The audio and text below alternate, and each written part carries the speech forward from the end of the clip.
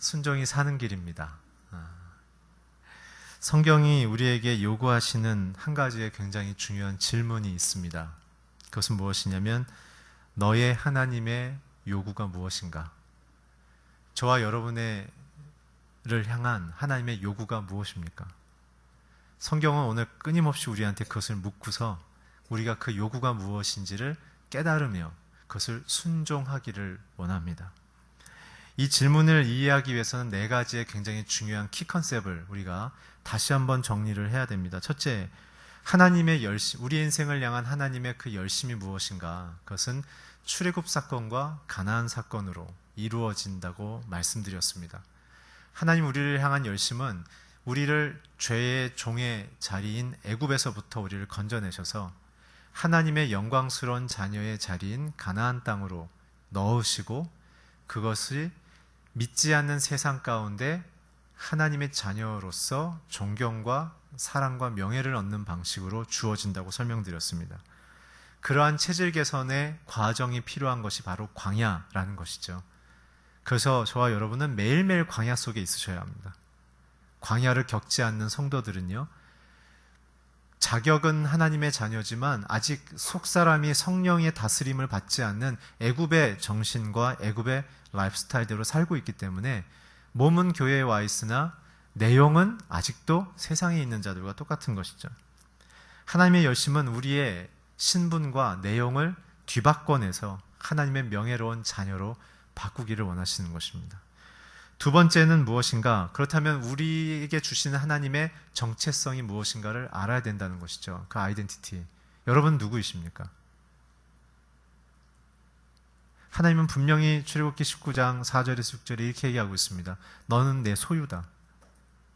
세상에서 이제 너는 끊어졌다. 이제는 하나님의 가치와 질서와 명령을 따라 사는 명예로운 자녀가 됐다. 두 번째, 너희는 내 제사장이다. 하나님의 성품과 그 내용으로 기뻐하고 만족하며 살아감을 통해 세상에 그 하나님이 어떠한 분이신지에 대한 그 내용을 보여주는 인격의 실력, 사회적인 실력을 갖춰야 한다.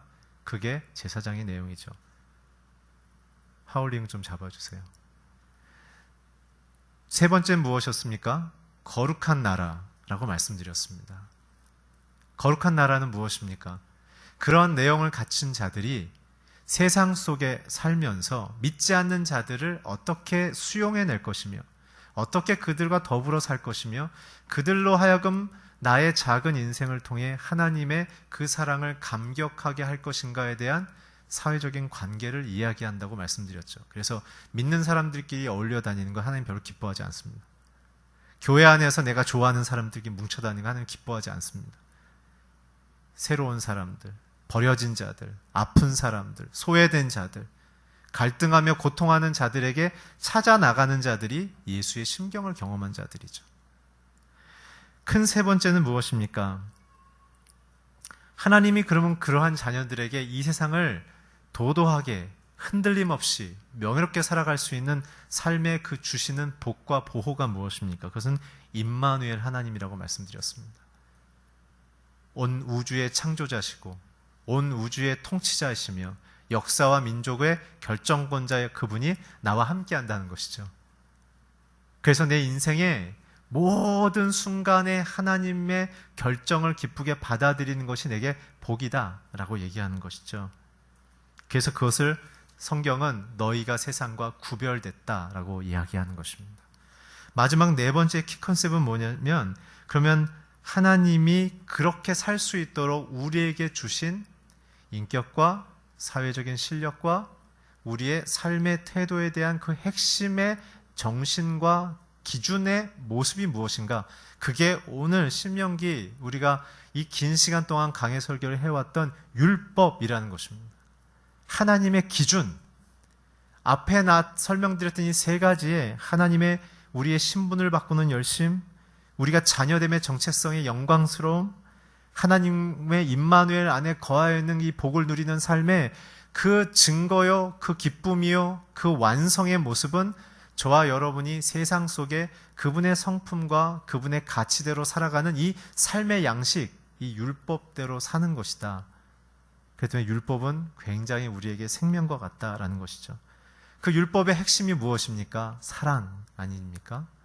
613개의 조항으로 나타난 이 율법의 커다란 중심 코어가 무엇입니까? 사랑입니다. 그 사랑은 두 가지의 방향성으로 나간다고 설명드렸습니다. 하나님을 사랑하며 이웃을 사랑하는 방식이죠. 결국 하나님께 내가 어떻게 사랑받고 있는지를 깨달아야 내가 나 자신을 사랑할 수 있게 되어지고, 내가 내 자신을 하나님과 예수 그리스도의 방식으로 사랑하며 용납하며 나아가는 자들이 이웃을 향하여 나를 받아주신 것처럼 나도 누군가를 수용할 수 있는 성도의 자격과 실력을 갖추기 시작한다는 것이죠. 이게 우리의 신앙의 전부라는 것입니다.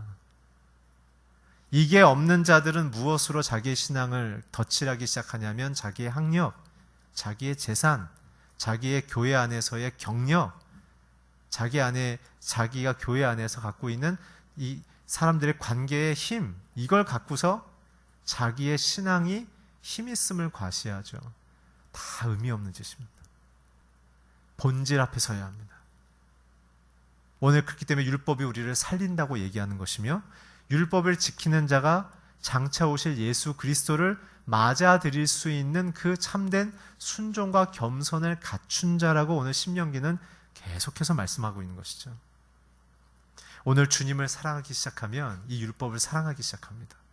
왜냐하면 아버지가 나를 사랑한 것을 깨달았기 때문에, 그 아버지가 보내주신 아들 예수의 죽음과 희생이 감사하기 때문에, 또한 거기서 멈추지 않고 내게 성령을 보내주셔서 그 성령 하나님이 나의 이 부끄럽고 작은 인생에 내주하 주시고 동행해 주시고 기도하시며 나를 돌보심에 감사하기 때문에, 나를 위하여 전폭적인 그런 사랑과 희생과 돌봄을 베푸시는 하나님이 너무나 기쁜 것이죠. 기쁘기 때문에 그분이 제시하는 이 율법의 기준이 내게는 감격이 되는 것입니다. 오늘 주님을 사랑함으로 주님이 제시하는 이 명예로운 삶을 기쁘게 살아가는 저와 여러분이 되길 주의 이름으로 축복합니다. 오늘 11절을 함께 읽겠습니다. 시작. 너희에게 명령하는 것은 너희에게 지나치게 어려운 것도 아니고 너희에게 다달할 수 없는 것도 아니다. 오늘 11절부터 14절까지는 무엇이냐면, 하나님의 명령은 너희들을 참으로 복되게 하며 너희를 아름답게 한다는 격려의 메시지입니다. 방금 말씀드렸던 이 4개의 키 컨셉을 생각해 보면 우리는 이 결론에 다다릅니다. 왜 하나님은 우리에게 율법을 주셨을까? 오늘 11절에 나와 있는 것처럼 율법은 우리를 어렵게 하기 위해서 하나님이 주신 게 아니라 우리를 복되게 하기 위해서 주셨다는 사실을 발견하는 것이죠. 아까 말씀드린 그 4가지의 키 컨셉을 가만히 묵상해 보면 우리는 어느 결론에 다다르게 되냐 하면, 우리의 인생의 승부수, 우리의 인생의 완성과 그리고 성공의 포인트는 결국 무엇이냐? 내 열심이 아니라 하나님이 내 인생을 향한 열심으로 결정된다는 사실이에요. 하나님이 우리의 인생에 얼마나 열심히 개입하시느냐가 저와 여러분의 인생의 성공과 승부수를 결정짓는 것입니다. 그래서 무엇입니까? 결국은 하나님이 내 인생을 향한 꿈, 내 인생을 복되고 아름답고 영광스럽게 하려는 그 열심을 내가 받아들이고, 그 받아들이는 하나님의 기준과 삶의 방식을 내가 순종하는 방식으로 살아가는 것만이 우리에게 요구되어지고 있습니다. 그래서 성경은 계속 우리에게 말씀에 순종하라고 얘기하는 것입니다. 왜요? 그 순종의 결과는 하나님이 보장하며 책임지시니까. 하나님 없이 사는 사람들은 자기의 조건과 실력으로 인생의 승부수를 걸려고 합니다. 근데 그게요, 그럴듯해 보이지만 여러분 은퇴하는 순간 그것이 거품인 거 금방 알아요. 어제까지 잘 나가셨습니까? 오늘은 알 수 없는 거예요. 사람에 따라 영향받아서 내가 갖고 오는 아름다운 환경이 무너지기도 하고요. 하나님이 주신 좋은 성공이 내 마음에 하나님의 뜻을 벗어난 나의 열심과 나의 기대와 나의 호기심으로 무너지는 경우가 너무나 많아요. 그래서 언제 늘 조심하라고 말씀드렸습니까? 여러분들이 성공하고 있을 때 조심하셔야 됩니다. 하나님이 복을 주실 때일수록 더 숙이셔야 됩니다. 내가 잘 나갈 때 내가 이렇게 결정해도 다 잘 나가고 하나님이 복 주시겠지. 절대 그렇지 않아요. 그것이 하나님의 뜻인지를 여쭈셔야 합니다. 그렇기 때문에 오늘 하나님은 모세를 통해 얘기하시는 거예요. 이 율법을 준 이유는 너희들에게 고민하게 하거나 갈등하게 하거나 더 무겁게 하려는 것이 아니라 이거 굉장히 쉬운 거다. 나를 믿으면 이거 굉장히 쉬운 일이다.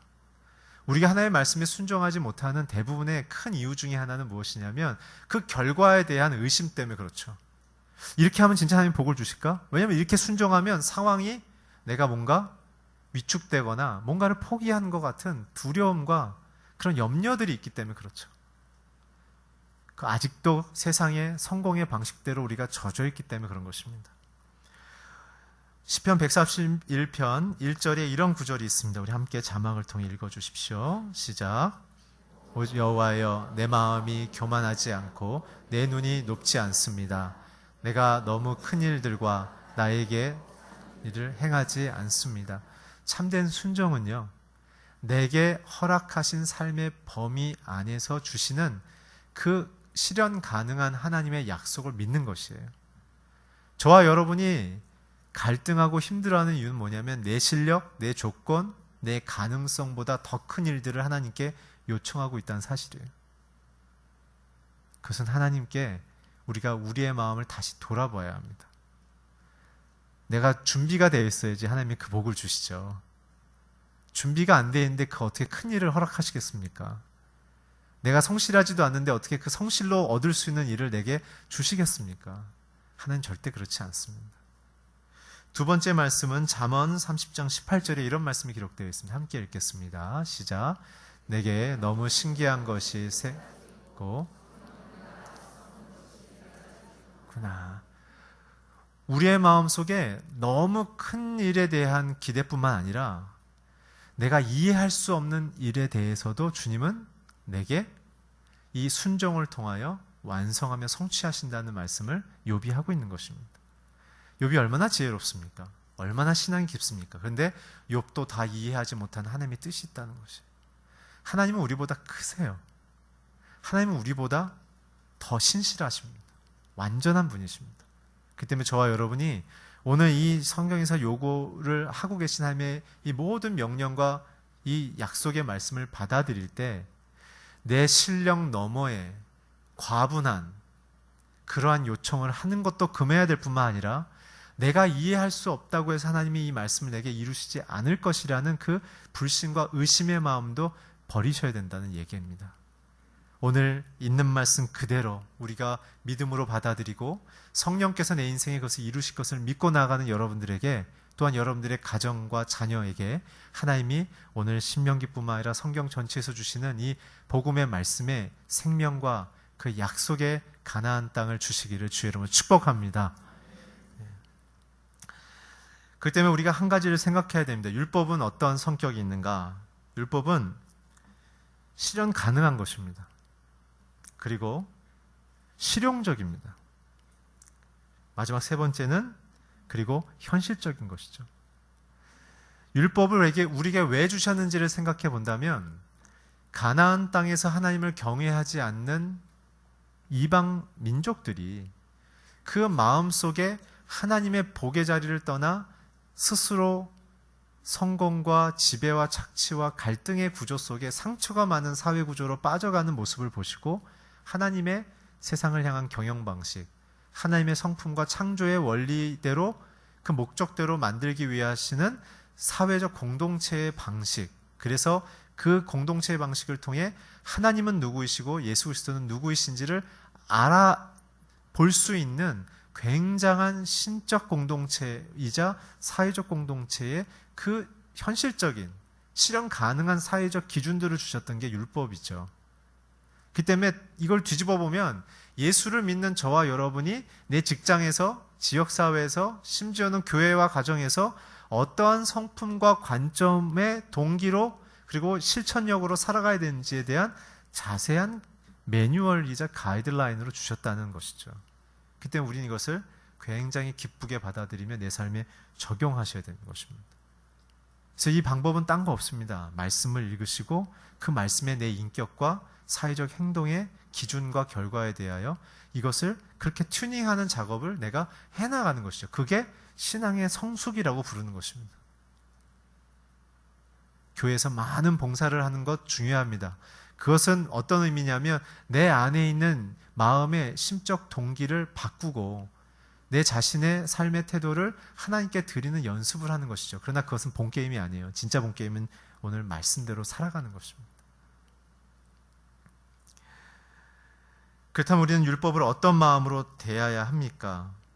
율법은 모든 보통 사람들이 다 지킬 수 있는 거예요. 예수를 처음 믿건 예수님을 모태신앙으로부터 믿은 수십 년의 신앙의 경력이 있던 상관없다는 거예요. 이것은 예수님을, 하나님을 내 구주로, 하나님을 믿기로 시작하는 그 순간부터 우리는 누구나 따를 수 있다는 것이죠. 그래서 우리는 율법에 대한 첫 번째는 모든 사람이 다 순종할 수 있는 것이다 라는 것이고요. 두 번째는 이 율법을 통해 율법을 주신 하나님을 기뻐하는 마음으로 율법을 대해야 합니다.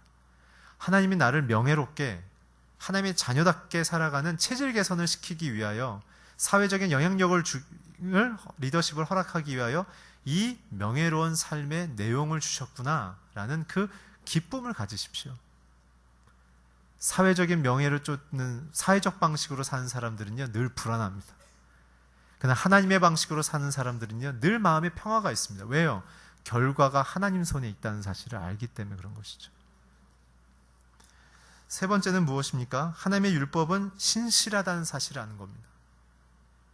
어떤 조건과 환경, 어떤 사람과의 관계 속에 갈등 구조 속에 될 때도 있고 안 될 때도 있고 그렇지 않습니다. 하나님의 말씀은 모든 사회 질서보다 위에 있기 때문에 최상의 법이기 때문에 하나님의 말씀을 순종하는 순간 우리의 현실 속에 있는 모든 문제는 하나님의 권위 아래서 질서가 재정립이 되기 시작하면서 환경이 바뀌고 상황이 열리기 시작하고 기회가 주어지기 시작하는 것이죠. 그 때문에 이 율법을 순종하는 순간 역사의 결정권자인 하나님이 내 인생을 결정하기 시작한다는 겁니다. 언제 우리 인생에 위기가 옵니까? 내 인생을 내가 결정하려고 할 때. 마지막 율법을 대하는 태도는 무엇입니까? 기쁨과 감사의 일들을 그 결과로 누리며 맛보는 열매의 수확의 기쁨을 누린다는 것이죠. 전 여러분들이 이 말씀을 통해서 저와 여러분의 인격과 내 자녀들의 인격과 저와 여러분의 인생의 사명과 미래, 우리의 자녀들의 사명과 미래가 하나님 손에 붙들려지길 주의 이름으로 축원합니다. 그래서 우리가 기도하고 주님을 선하게 여기고 찬양하며 높이며 성령님의 내주하심과 동행하심을 기뻐하며 내 삶을 주께로 자꾸 내어드릴 때 하나님이 내 인생에 일하시는 것입니다. 내가 일하는 것보다 하나님이 일하는 게 더 멋지지 않겠습니까? 저와 여러분의 인생 속에 하나님은 그렇게 드러나길 원하십니다. 그래서 율법의 열매는 무엇인가? 우리에게 주어진 가득한 은혜만이 우리를 정결케 한다는 사실을 기뻐하는 것이죠. 어떻게 하면 청년이 그 인생을 정결케 하겠습니까? 라고 물었던 성경의 저자의 질문에 오직 하나님의 말씀으로만 정결케 될 수 있다는 그 답변을 그가 하나님께 받았던 것을 우리는 잘 알고 있지 않습니까? 오늘 율법을 하나님의 약속의 말씀을 지킬 때만이 우리 안에 참된 기쁨과 참된 정결의 은혜가 임하는 것입니다. 그리고 약속된 언약 안에서 순종하며 살아갈 때만이 안전과 미래에 대한 희망이 우리에게 주어지는 것이죠. 우리는 주의 손에 기르시는 양이라는 그 시편 기자의 고백을 잊지 마십시오. 주님의 손에 붙들려져 있는 양이다. 승냥이와 이리떼가 덤빌 수 없는 그 최고의 안전한 상태, 최고의 미래가 보장된 상태, 그것이 하나님의 말씀에 붙들려져 있는 상태인 것이죠. 오늘 그래서 생각을 하기 전에 말씀을 보십시오. 고민을 하기 전에 말씀을 보십시오. 하나님은 이 일에 대해서 무엇라고 생각하고 계시고 말씀하고 계시는지를 먼저 멘토링 받으십시오. 그리고 나서 깊이 생각하십시오. 어떻게 해야 할 것인가? 그것이 우리에게 주시는 첫 번째 율법은 쉽다라고 얘기하는 것이죠. 왜냐하면 하나님이 결과를 책임지시기 때문에 그런 것입니다. 우리 12절부터 13절 한번 같이 읽어주십시오. 시작.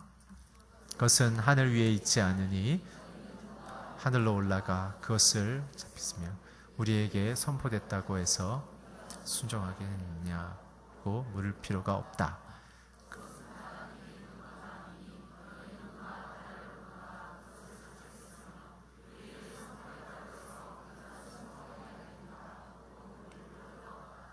12절과 13절은 우주적인 은유를 비유를 통해 우리에게 주시려는 메시지가 있습니다. 그 메시지의 핵심은 순종은 우리의 이해력과 수용력을 크게 요구하지 않으신다는 것이죠. 우리가 갖고 있는 지성, 우리가 갖고 있는 어떤 사회적인 실력에 기초하지 않는다는 것입니다. 많은 사람들은 사회적인 높은 사람들이 예수 믿으면 더 복음이 잘 전해질 거라고 생각하시죠. 절대 그렇지 않아요. 모든 일은 하나님이 하시는 것입니다. 사람들이 상대적인 박탈감이 일어나요. 사회적인 실력이 있어야만 복음도 효과적으로 전할 수 있고 하나님의 일도 더 많이 할 수 있을 거라고 생각하죠. 절대 그렇지 않습니다. 하나님이 일하시는 것입니다. 하나님은 정결한 그릇을 찾는다고 했지 큰 그릇을 찾는다고 말한 적이 없습니다. 그래서 구약을 가만히 읽어보면 하나님이 이스라엘에게 요구하시면서 경계하는 두 가지의 사회 사상이 있습니다. 하나는 뭐냐면 엘리트주의고 두 번째는 금욕주의입니다. 둘 다 자기의 실력에 의존해서 살아가는 방식입니다. 똑똑한다고 하나님의 말씀 잘 이해할 것 같죠? 절대 그렇지 않아요. 하나님의 성령에 붙들려 있는 만큼 성경을 이해하게 되어 있습니다. 그리고 내가 내 삶을 금욕적으로 잘 살고 있는다고 해서 하나님이 내게 큰 일을 베푸실 거라고 생각하시면 안 됩니다. 하나님의 뜻을 쫓는 그러한 부드러운 마음이 있어야 하는 것이죠. 그때 우리는 신앙의 열심이 엘리트주의나 금욕주의로 가서는 안 된다는 사실을 오늘 이 말씀을 통하여 이렇게 선포된다고 누가 순종할 수 있겠느냐? 라고 묻는, 설명되어진다고 너희들이 이해할 수 있겠느냐? 라고 묻는 말씀에 우리는 참된 겸손을 가지셔야 합니다. 그래서 저와 여러분은 무엇을 물어야 합니까? 내가 오늘 하나님의 요구를 얼마나 순종하며 살고 있는지에 대한 자기 성찰이 일어나셔야 되는 것이죠. 그래서 성경은 믿는 자들의 그 덕스러움의 기초를 바로 겸손으로 가져가는 이유가 그렇습니다. 그래서 예수 그리스도께서도 이 땅에 오셨을 때 나는 겸손하고 온유하다라는 권위자 밑에 순종하는 핵심의 두 성품을 강조하셨던 이유는 무엇입니까? 참된 복을 받는 자녀들의 핵심은 모든 것을 책임지시고 보호하시고 공급하시는 그 하나님 안에 거하여 있을 때만 온전해지며 세상 가운데 빛나게 된다는 사실을 주께서 말씀하고 계시는 것이죠. 오늘 저와 여러분은 하나님이 말씀하시는 것을 겸손히 듣는 마음이 일어나야 되는 것입니다.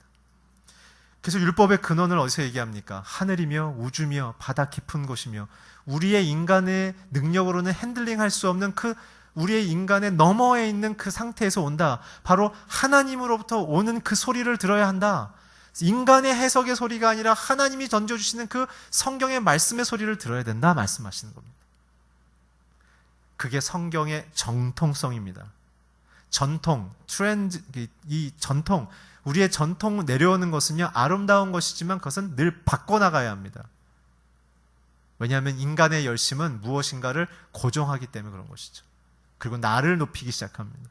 그러나 이 정통성, 옥서덕스는 하나님의 말하는 그 정신을 놓치지 않고 사는 것이 정통성인 것이죠. 그래서 우리는 율법을 받아들일 때 하나님의 말씀의 뜻을 따라 사는 것이지 인간들의 행위에 관습을 쫓아 사는 것이 아니라는 것을 구별하셔야 합니다. 그리고 우리가 지난주에 읽었던 것처럼 신명기 29장 10절에서 15절에 보게 되면 왕부터 그 성 안에 있는 나무를 패는 이방의 노예들까지 똑같이 율법은 적용을 받아야 된다라고 말씀을 우리가 읽었었죠. 우리 한번 자막을 통해 한번 읽겠습니까? 한번 읽어주십시오. 시작. 오늘 너희 모두는 너희 하나님 여호와가 계시는 곳에 서 있으니 곧 너희 지도자들과 우두머리들과 너희 장로들과 관리들과 다른 온 이스라엘의 모든 사람과 너희 자식들과 너희 아내들과 너희 진영 안에 살면서 너희 나무를 패고 너희 물을 길어오는 이방 사람들이다. 이 모두가 내 여호와 하나님의 언약 안에 참여하여 또 여호와 하나님께서 오늘 너와 함께 맹세하여 내가 맹세했던 내 조상 아브라함과 이삭과 야곱에게 맹세하셨던 그분께서 오늘 너를 세워 백성으로 삼으시고 그분은 내 하나님이 되시려는 것이다. 내가 이 언약을 맹세로 너희와 오늘 우리와 함께 우리 하나님 여호와 앞에 서 있는 사람뿐 아니라 우리와 함께 오늘 여기 있지 않는 사람과도 맺으시는 것이다. 율법은 사회 계층 간의 지도자부터 저 사회 낮은 곳에 있는 사람들 뿐만 아니라 시간적으로 오늘부터 주님이 오시는 그날까지 살아나가는 우리의 세대뿐만 아니라 우리의 세대 넘어 있을 우리의 후손들까지 율법은 영원성이 있으며 사회 전방위적으로 적용된다는 사실이죠. 그렇기 때문에 이 얘기는 뒤집어서 생각하면 무엇입니까? 하나님의 말씀을 잘 믿고 순종하게 되면 우리의 마음이 어디로 가야 되는 것이에요? 예수를 믿지 않는 자들이 어떻게 하면 하나님을 믿을 수 있을 것인가에 대한 그 열심으로 우리는 나가야 되는 것이에요. 우리의 신앙의 방향성은 무엇이냐면 내가 하나님의 복을 받은 아들과 딸로 살아가고 있다면 우리의 마음의 이 강줄기는 우리의 마음의 흐름은 오늘 그리스도를 몰라서 고통하고 있고 신음하고 있고 문제 때문에 갈등하고 있는 자들에 대하여 내가 예수의 심령으로 아파하며 이 자유와 기쁨의 하나님의 언약의 말씀으로 그들이 들어올 수 있도록 성령님을 의지하는 방식으로 그들을 돌보며 사랑하는 것이죠. 이게 교회입니다. 이게 우리의 가정이 되어져야 합니다. 이게 우리의 사회생활이 되어져야 하는 것이죠.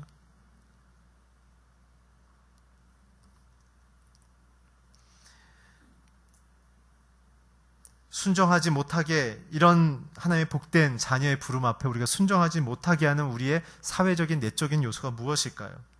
그것은 사람들의 마음속에 굉장히 잘 알려지지 않은 철학의 이야기들, 아주 굉장히 뭐가 있을 것 같은 신비한 어떤 철학의 이야기들, 정신 사상들, 문화의 트렌드들, 그리고 복잡한 규칙들. 야, 이거 굉장히 정교해서 이거 뭔가 여기를 따르면 뭔가 내가 굉장히 고상해질 것 같은 그러한 사회적인 규칙과 규범들, 그리고 소수만 이해하는 굉장히 심오한 종교적인 의식들, 이런 것들이 하나님 앞에 순종하지 못하게 하는 요소들이에요.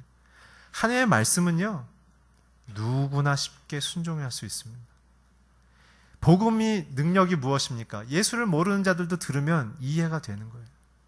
그리고 성령을 인정하며 받아들일 수 있게 되는 것이죠. 하물며 저와 여러분은 어때야 합니까? 주님도 사랑하고 주님을 위하여 헌신도 하셨고 주님을 위하여 기도도 하시며 살아가는 우리는 그들보다도 더 큰 하나님께 이 숨겨져 있는 복을 누릴 수 있는 초대를 받는 사람들 아니겠습니까? 그렇다면 우리가 해야 될 건 무엇입니까? 말씀에 열심을 내셔야 합니다. 공부하기 위해 열심히 내는 게 아니라 이것을 살아내면서 하나님과 친밀해지는 인격적 관계의 그 기쁨을 누리시란 말입니다. 우리의 마음이 너무 복잡합니다. 쓸데없는 걱정으로 너무나 가득 차 있습니다. 내가 책임질 수 없는 결과에 대한 고민으로 나는 신음하고 있습니다. 하나님께 다 맡기십시오. 그리고 오늘 중요한 건 내가 그분의 뜻대로 살고 있는지를 점검하기를 원합니다. 내용이 좋으면요, 결과가 아름답습니다. 내용이 좋지 못하면요, 결과는 기대할 수가 없는 것이죠. 오늘 그래서 주님은 우리에게 말씀이 매우 가깝다고 말씀하시는 거예요. 하나님의 촉구는 저와 여러분이 하나님께 모든 것을 드리라고 얘기하는 것이죠. 오늘 특별히 뭘 얘기하고 있습니까? 13절에 보게 되면 우리의 말과 우리의 마음을 그리고 우리의 행동을 하나님께로 드리라고 촉구를 하고 있지 않습니까? 결국 하나님을 믿는 성도들의 삶의 하루하루의 핵심은 오늘 내 말이, 내 마음이, 내 행동이 하나님의 기준대로 살고 있는가, 그분께 드려주고 있는가를 점검하시면 되는 거예요. 하나님의 기준대로 내가 살면서 내가 그것으로 인하여 기뻐하는가? 그분은 승리한 분이십니다. 그분은요, 가는 곳마다 생명을 전하고요, 영향력을 하나님이 행사하게 하실 것입니다. 사람들은요, 다 목말라 있어요. 생수를 얻기 원해요. 그 때문에 그 생수를 갖고 있는, 그 생수의 근원 대신 예수를 담고 있는 자들을 향하여 사람들은 찾아오게 되어 있습니다. 오늘 여러분들의, 그리고 제 삶에 그리스도의 생수가 가득 차고 넘쳐서 저와 여러분의 입술과 마음과 행동이 하나님께 드려지기를 주의 이름으로 축원합니다. 14절 같이 읽겠습니다. 시작. 그 말씀은 내게 가까워 너희 앞고 너의 마음에 있어 너희에게 순종할 수 있다. 오늘 말씀이 가깝다는 건 무엇입니까? 신명기 4장 7절에 우리는 이미 이 말씀을 봤습니다. 함께 자막을 통해 읽어주시길 바랍니다. 시작. 우리가 기도할 때마다 가까이 다가오시는 우리의 하나님 여호와처럼 자신들에게 가까이 다가오는 신이 민족이 어디에 있느냐? 우리는 하나님께서 다가오시는 그런 하나님을 모시고 있는 거예요. 다른 이방신들은 사람들이 열심을 당하여 신에게 가까이 가야 되지만 만날 수가 없죠. 왜냐하면 없으니까. 그러나 우리는 무엇입니까? 우리가 하나님을 부르지도 않았는데 우리에게 다가오시고 우리를 향하여 달려오시는 그 사랑에 열심 있는 하나님. 호세아의 그 삶처럼 그 개인은 고통스러웠지만 자신의 아내의 그 육적인 욕망으로 끊임없이 매일 밤마다 다른 남자를 찾아 잠을 자는 아내를 아침마다 집에 데려와서 씻기고 먹이고 사랑한다고 얘기하는 그 쉽지 않은 남편의 삶을 살아가는 그 호세아의 심경을 통해 무슨 말씀을 하시는 겁니까? 나를 찾지도 않고 나를 소중히 여기지도 않고 세상과 함께 더불어 사는 너희들을 나는 포기하지 않는다. 그 사랑에 우리는 감사해야 하는 것이죠. 두 번째는 마음이 있다고 얘기했죠. 이것은 시편에 굉장히 많이 나와 있습니다. 사실 오늘 신명기의 이 30장의 내용에 율법을 따라 사는 자들의 실체는요, 시편 기자들입니다. 그 중에 우리가 두 구절을 함께, 좀 길지만 함께 읽겠습니다. 시편 1편 1절에서 3절 함께 읽어주십시오. 시작. 복이 있는 사람은 악인의 꾀를 쫓고 죄인들의 길에 서지 않으며 남을 업신여기는 사람들과 자리를 함께하지 않고 즐거워하여 그 율법을 밤낮으로 깊이 생각하는 자로다. 그는 시냇가에 심은 나무가 계절 따라 열매를 맺고 그 잎사귀 모두 잘 되리라. 1절과 3절은 블레싱이 나오죠. 악인의 길에 서지 않는다고, 오만한 자의 자리에 앉는다고. 사회에서 악인과 오만한 자리에 쓰면요, 그냥 아웃이죠. 밑에 길은 무엇입니까? 영적인 축복이죠. 1절은 사회적 축복이고 2절은 영적인 축복이에요. 하나님의 공급이 끊어지지 않아 비가 오든 눈이 오든 비바람이 불든 어떠한 환경에 어려움이 와도 제철마다 건강하게 흔들림 없이 살아갈 수 있다. 그 핵심이 뭐예요? 2절. 주야로 주의 말씀을 묵상하며 기뻐하는 거예요. 마음속에 뭘 담았느냐가 그 사람의 인생의 내용과 질을 결정합니다. 내가 왜 이러나 싶으면 내 마음속에 하나님의 말씀이 얼마나 차 있는지를 확인해 보십시오. 열심히 봉사하는 걸로 아니에요. 하나님을 담으셔야 합니다. 예수님을 담으셔야 합니다. 성령님을 담으셔야 합니다. 그 본질인 말씀을 담으셔야 합니다. 계속해서 시편 19편 7절에서 14절 한번 같이 읽어주십시오. 시작. 여호와의 율법은 완전해서 영혼을 되살리고 여호와의 증거는 확실해서 어리석은 사람들 지혜롭게 만들며 여호와의 율법은 올바르니 마음에 기쁨을 주고 여호와의 계명은 순전해서 눈을 밝혀줍니다. 여호와를 경외하는 것은 영원히 지속되며 여호와의 판결은 참되고도 의롭습니다. 이는 금보다 순금보다 더 귀하고 벌집에서 뚝뚝 떨어지는 꿀보다도 더 답니다. 주의 종들이 이것들로 이를 지키면 큰 상이 있습니다. 누가 자기 실수를 낱낱이 알 수 있겠습니까? 내게 감춰진 잘못을 깨끗하게 하소서. 또한 주의 종이 알고도 죄짓는 일이 없게 하시고 그 죄가 나를 지배하지 못하게 하소서. 그러면 내가 흠이 없게 되고 큰 죄에서 결백할 것입니다. 오 여호와여, 내 반석이여, 나를 구원하신 주여, 내 입의 말과 내 입의 묵상이 주께서 받으실 만한 것이 되길 원합니다. 아멘. 이 말씀이 여러분들과 제가 되길 주의 이름으로 축원합니다. 율법은 우리의 마음에 기쁨을 주고 지혜를 주고 만족을 주고 안전을 주며 영광을 준다는 약속이죠. 그러나 그것을 떠나서 죄 속에 있으면 어떻게 된다는 것입니까? 멸망한다는 것입니다. 그래서 시편 기자가 간곡한 기도를 하죠.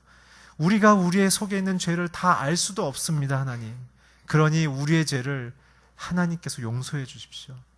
그래서 내가 할 수만 있거든. 나의 주여, 나의 반석이여, 나의 구원자여, 내 입술의 모든 고백과 내 마음의 모든 묵상이 주께서 받으실 만한 인생이 되게 하여 주시옵소서. 하나님의 성령의 도움으로 우리가 살 수 있는 것이죠. 우리는 뒤틀린 신화와 편견 속에 살고 있습니다. 세상에서 제시하는 성공의 신화, 세상에 보여주는 명예의 신화, 세상에 주어지는 경쟁에서의 살아남는 신화를 통해 마치 그것이 하나님이 주신 축복처럼 오해하고 있죠. 아닙니다. 저와 여러분을 통해서 이루실 것은 하나님의 그 사랑과 명예요. 믿지 않는 자들이 우리의 삶을 보며 그리스도를 발견케 되어져서 그 인격과 그 소망 속에 그들이 하나님의 말씀 안으로 들어오는 것이에요. 엉뚱한 열심을 내시면 안 돼요. 엉뚱한 열심을 내시면 안 돼요. 로마서 10장 5절에서 13절에 보면 이 부분을 바울은 굉장히 중요한 예수 그리스도를 믿는 성도들의 핵심 정신으로 얘기하고 있습니다. 우리 함께 읽어주십시오. 시작. 모세는 율법으로 인해 이에 대해 기록하기를 율법을 향한 사람은 그것으로 살 것이다 라고 했습니다. 그러나 믿음으로 행하는 이는 이렇게 말합니다. 너는 속으로 누가 하늘을 올라가겠느냐 하지 말라.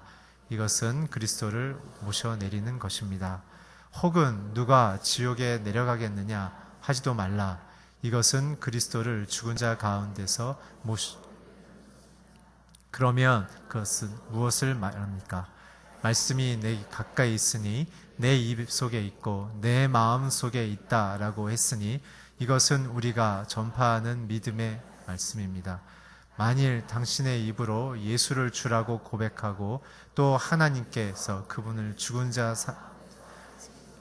마음에 믿으면 구원을 사람이 마음으로 믿어 의에 이르고 입으로 고백해 구원에 이릅니다. 성경은 누구든지 그를 믿는 사람은 수치를 당하지 않으리라 말했습니다.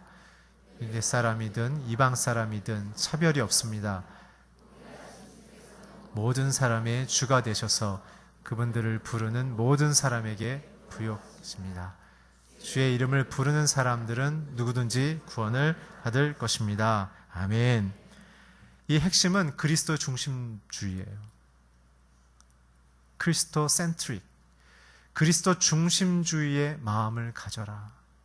주님의 율법과 그 믿음, 그것을 통하여 우리는 하나님 앞에 구원받은 자로 완성된다라는 것이죠. 그 때문에 믿기만 하면 되는 것으로 끝나는 것이 아니에요. 그것은 신앙의 시작일 뿐이에요. 하나님이 주신 자녀다운 이 삶의 율법의 가치를 구약부터 신약까지 우리는 다 살아내는 것이죠. 구약에는 모세를 통하여 율법을 주셨다면 신약에는 뭘 주셨습니까? 예수님을 통하여 산상수훈, 주기도문,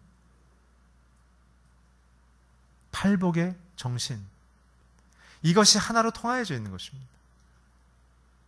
그 때문에 오늘 저와 여러분의 약점은 무엇이냐면 내가 원하는 복음의 메시지만 붙들고 있지 하나님이 내게 요구하시는 사회와 영적인 명예로워지는 자녀로 훈련되고 성장하는 그 핵심의 가치들은 다 놓고 있다는 것이죠.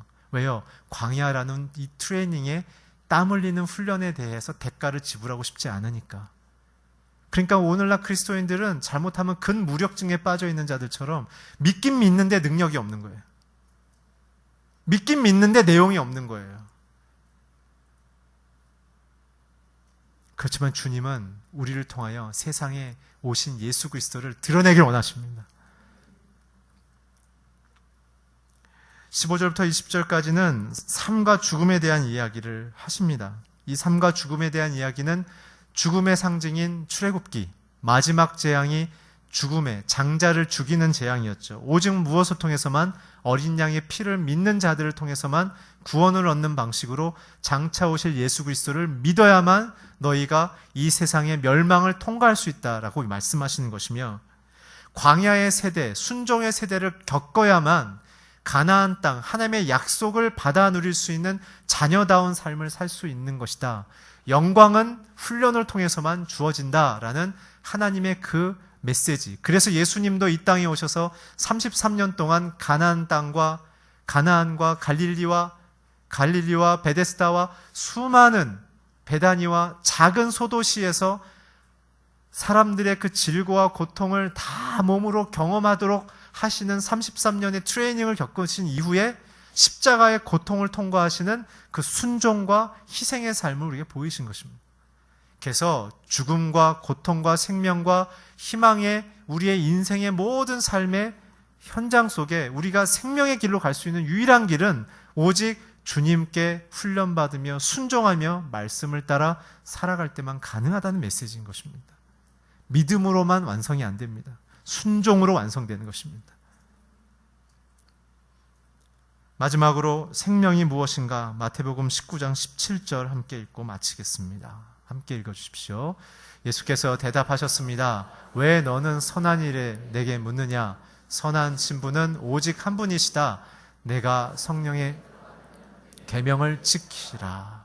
잘 아시죠? 젊은 간원이 와서 어떻게 하면 내가 하나님의 구원과 명예를 그 계명을 다 지킬 수 있겠습니까? 어떻게 하면 의로워질 수 있겠습니까? 라고 물었을 때 뭐라고 말씀하십니까? 계명을 다 지켜라. 하나님을 사랑하고 이웃을 사랑해라. 내가 원하는 거 쏟아내지 말고 하나님을 사랑하고 이웃을 사랑해라. 우리의 필요는 선한 목자 되신 주님이 알아서 공급하신다. 그게 주기도문이라고 말씀드렸지 않습니까? 일용할 양식을 주옵시고. 헬라어의 원어의 뜻은 뭐라고요? 내게 이 모든 것을 공급하신 주님을 감사하며 찬양합니다. 필수품은 주님이 다 알아서 하십니다. 우리의 기도는 하나님이 주시는 명예로운 자녀의 이 순종하며 순종을 통해 주시는 이 사회적인 영향력과 영적인 영향력을 우리가 누리며 보이며 그것을 하나님께 감사로 올려드리는 것입니다. 그렇게 살아가는 저와 여러분, 특별히 저와 여러분의 자녀들이 되기를 주의 이름으로 축원합니다.